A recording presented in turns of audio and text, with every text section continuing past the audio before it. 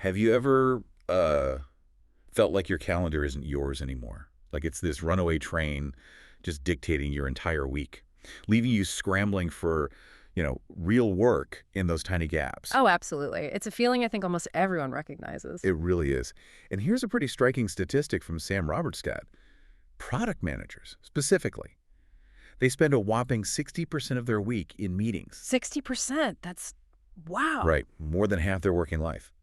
But what if this isn't just about, like, individual time management? What if our calendar, this thing that feels so chaotic, is actually a strategic weapon, just waiting to be wielded properly?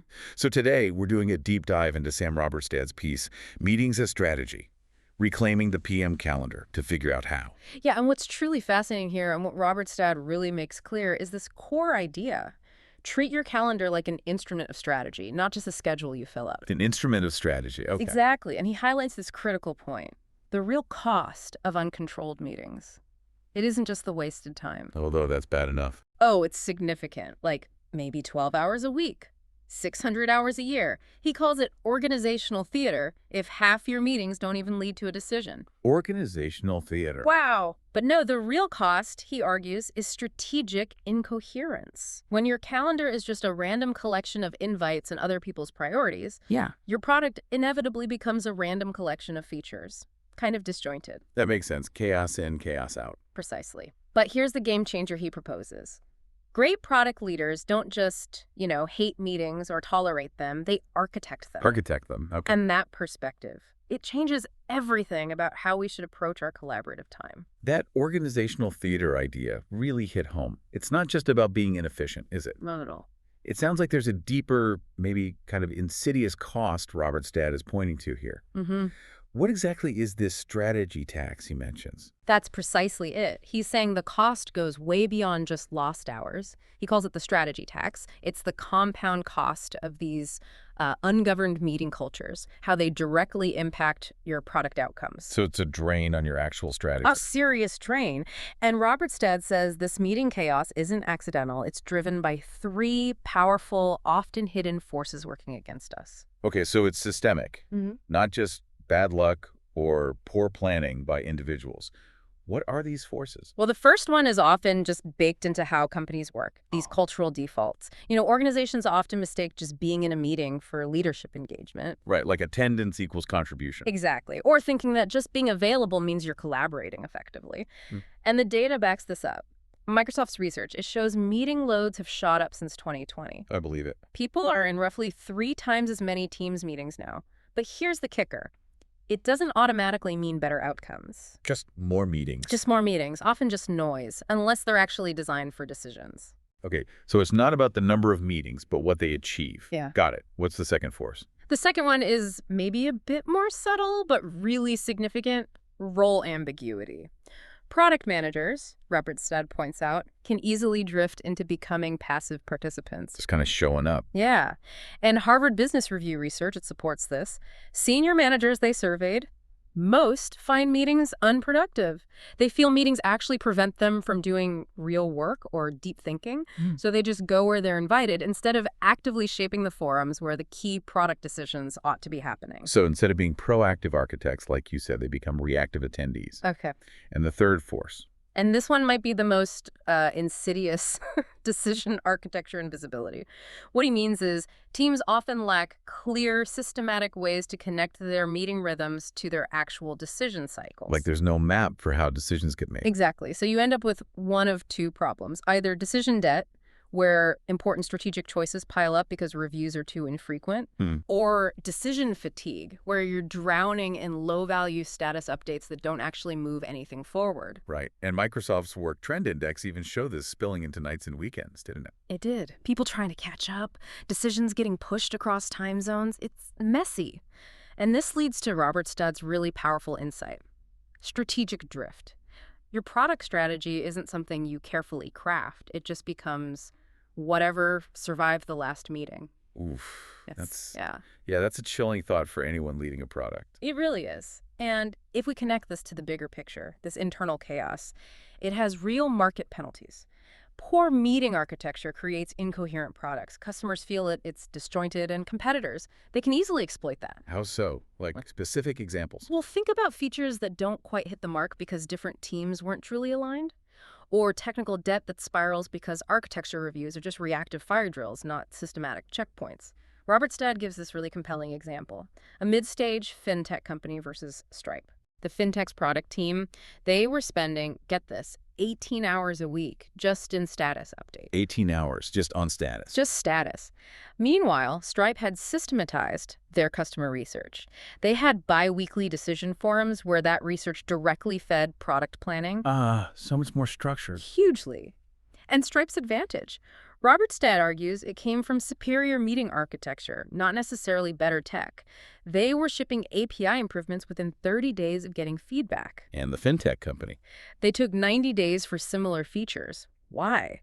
Because that customer feedback had to navigate through layers and layers of meetings before it even reached a decision maker. Wow. By then it's too late. Pretty much. By the time they even recognized the competitive threat, they'd lost 23% of their target developer market. That's a tangible loss. Absolutely. It shows how the market punishes meeting chaos. It creates a competitive disadvantage that just compounds. While one team is stuck coordinating endlessly, the team with systematic decision architecture, they're already shipping. So it's not just internal friction. It's a genuine competitive liability. Okay, so how do the high performers avoid this trap? What are they doing differently? Right, the good news. Robert Stad explains that these high-performing organizations treat their calendar design as a competitive edge. They use what he calls systematic meeting architecture. They don't just have meetings, they intentionally design them.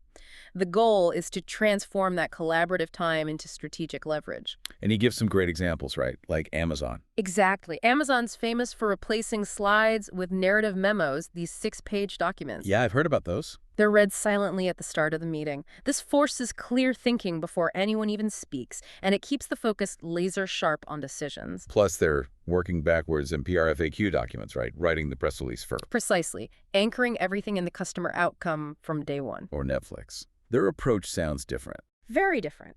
They scale decision-making with context, not control. They share a ton of context, so capable people lower down can make decisions without constant escalation. Empowering individuals. Right. It's even in their culture deck. And Stripe, coming back to them, they codify learning. Consistent post-launch reviews using the same templates every time. So they can spot patterns. Exactly. Pattern recognition. Insights compound over time.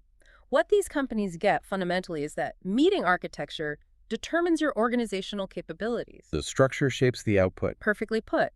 The way you structure your collaborative time directly shapes the quality and the speed of the decisions your team can make. Which raises an important question. How can you, listening right now, apply these powerful principles to your own calendar and ultimately to your product strategy? And Robert Stad provides a way. He introduces this brilliant meeting architecture framework. It's based on 4 interconnected layers. Think of it like a blueprint, maybe, for designing a calendar system that actually converts your time into strategic leverage. That's a good way to put it, a blueprint. Okay, let's break it down. Layer 1 is rhythm, or strategic cadence design. What's that about? Rhythm is all about matching your meeting frequency to the natural pace of change for whatever you're discussing, instead of just defaulting to, say, weekly for everything. Right, because not everything changes week to week. Exactly. So, for example, customer discovery reviews, maybe they should be monthly. That gives time for real research synthesis. Weekly might just be noise. Quarterly might miss shifts entirely. Okay, what else? Competitive intelligence. Maybe quarterly or monthly for meaningful trend analysis. Annual is definitely too slow. And technical stuff? Technical architecture reviews. Maybe bi-monthly. That balances stability with moving forward. Weekly could be overhead. Monthly might let technical debt pile up. So the core idea is harmonizing the meeting cadence with the decision cadence. You got it. Aligning your collaborative time with your actual decision velocity. Okay, layer 2 is forum, or decision-type design. This sounds like different meetings for different jobs. Precisely. It means structuring your sessions for the specific kind of decision you need to make right then. Because not all decisions are the same. Not at all. Robert Stad outlines 4 types of forums. First, commitment forums. These are for the big stuff, resource allocation, roadmap priorities. They need pre-reads, clear decision criteria. High stakes? Very. Then, alignment forums. These are more about cross-functional coordination, keeping stakeholders in the loop, think structured templates, clear feedback cycles. Getting everyone on the same page. Exactly. Third, learning forums. These are for reflection, post-launch analysis, research synthesis. You need consistent frameworks here to really learn over time. Like Stripe's post-launch reviews. Just like that. And finally, discovery forums. These are for exploring, identifying problems, assessing new opportunities, more about divergent thinking. So the insight here is precision, mashing the meeting structure to its specific goal. Spot on. No more one-size-fits-all meetings. Then we get to layer 3, execution, which is about preparation and follow-through. You mentioned earlier, the real value is often outside the meeting room itself. Absolutely crucial. This layer emphasizes that the meeting's value often concentrates before you walk in and after you walk out. Oh, so? It's about having systematic preparation standards, like Amazon's memos instead of slides. It forces clear thinking up front, so people arrive ready to discuss, not just listen. So less presentation, more deliberation. Exactly. And equally important are follow-through protocols, documenting the decision, why it was made, who owns it, the next steps, the metrics to track, even a review date. Closing the loop. Completely. And finally, accountability mechanisms. Things like decision tracking systems, ways to see the status of decisions, and surface any blockers between meetings. So the insight is that the work around the meeting is as important as the meeting itself. Often more so. It ensures that the time in the meeting is hyper-focused and productive. Okay, and the final layer, layer 4, is culture. Daily reinforcement.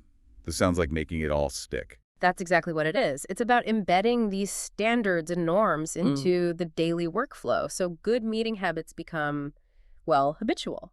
How do you do that? It involves a few things. Explicit decision quality standards, like what does success look like for this decision? What are the failure thresholds? Think about Facebook's culture of measurement, demanding hypotheses and metrics. Making it concrete. Right. Also, fostering communication norms where written documentation scales better than just word of mouth or tribal knowledge. Again, think Amazon's written culture. Writing things down matters. It scales knowledge effectively. And finally, accountability rituals.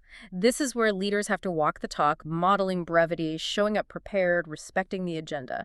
Netflix's Keeper Test is a kind of cultural enforcement mechanism, too. So the real insight for culture is that it's the glue. It's the daily stuff that makes the whole system work, not just on paper. Precisely. Culture is the ultimate accountability mechanism. It ensures these architectures genuinely transform how decisions get made day to day. Wow. Okay, so those 4 layers, rhythm, forum, execution, and culture, they all work together. They do. They combine to transform that collaborative time into a real, sustained organizational capability. So what does this all mean? It means you're not just managing individual meetings anymore. You're designing a comprehensive system. A system for better decisions. A system that compounds your strategic efforts over time. Now, you mentioned connecting this to outcomes. It's not just about feeling less busy, right? It has to translate into better products. Absolutely. Robert's data is clear. These improvements must connect to measurable product outcomes, not just efficiency metrics. So what should people track? What are the key indicators? He suggests focusing on leading indicators. First, decision velocity metrics. How long does it take from identifying a problem to actually implementing a solution? Faster's better, obviously. Right. Aim for something like a 30–40% improvement there. Then, strategic alignment indicators. What percentage of your product decisions are actually linked to defined business outcomes? What's a good target? He suggests targeting over 80%. You also want to look at decision quality measurements. Things like feature success rates. Construction teams often hit 65% versus maybe 35% for teams without clear evaluation processes. That's a huge difference. It is. And finally, learning velocity. How quickly does your organization recognize patterns and systematically improve across product cycles? And there was some research supporting this. Yeah, really compelling stuff from Harvard Business School. Teams that implement this kind of systematic meeting architecture, they achieve 27% higher product success rates. 27%, wow. Plus, 34% faster strategic pivots when needed, and 41% better cross-functional alignment. And this is within just 6 months. That's a massive impact. It really underscores the competitive edge we talked about. It absolutely does. And for you, the listener, wondering how to actually do this, Robert Stad provides a practical roadmap. He calls it the 12-week calendar transformation system. Okay, 12 weeks. Walk us through it. Sure. Weeks 1 to 3 are focused on diagnosis and design. Audit your current calendar history, talk to your partners what meetings actually generate decisions, map out your key decision cycles, start creating templates for different forum types. So understanding the current state first. Exactly. Then, weeks 4 to 8 are about pilot and iterate.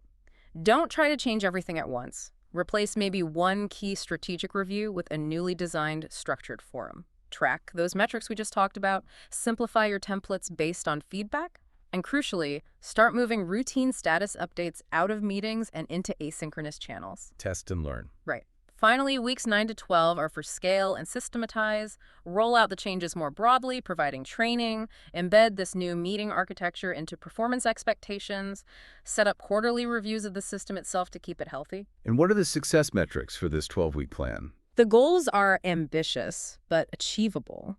Aiming for 80% of meetings, producing clearly documented decisions, improving decision velocity by about a third, getting strategic alignment over that 80% mark, and seeing significantly fewer decisions having to be relitigated. That sounds like a powerful transformation in just 3 months. Yeah. But what if someone wants to start smaller, like today? Good question. He also offers a mini playbook for immediate action. Oh, perfect. You can start just by asking yourself some diagnostic questions. Which of our strategic goals don't have a dedicated decision forum right now? Which recurring meetings haven't produced a single decision in the last 2 cycles? What key decisions keep coming back up again and again? And what preparation was missing that allowed that to happen? Just asking those questions could be really revealing. It often is. You could also start a simple decision debt tracker. Just log unresolved decisions. Who owns it? What evidence is needed? When's it due? What's the impact if it slips? Making the invisible visible.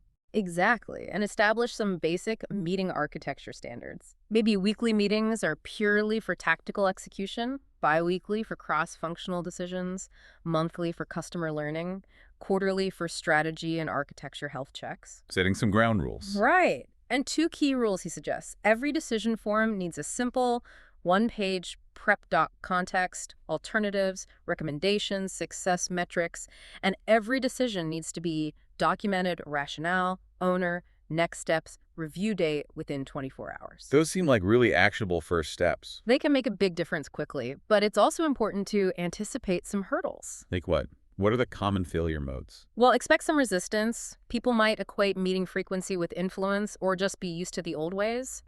The key, Robert Stad says, is to show, don't just tell, publish the before and after show how decision cycles shorten, how relitigation dropped. Use data to make the case. Exactly. When scaling this across different teams, keep the core 4-layer framework consistent, but be flexible with templates.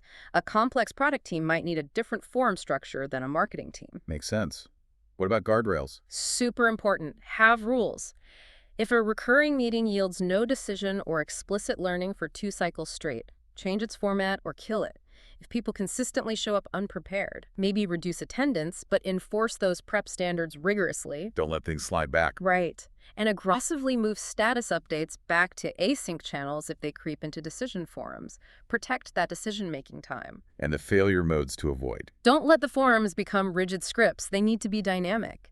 Simplify templates if they feel too bureaucratic. Don't confuse transparency with participation. Not everyone needs to be in the meeting, but outcomes should be clear.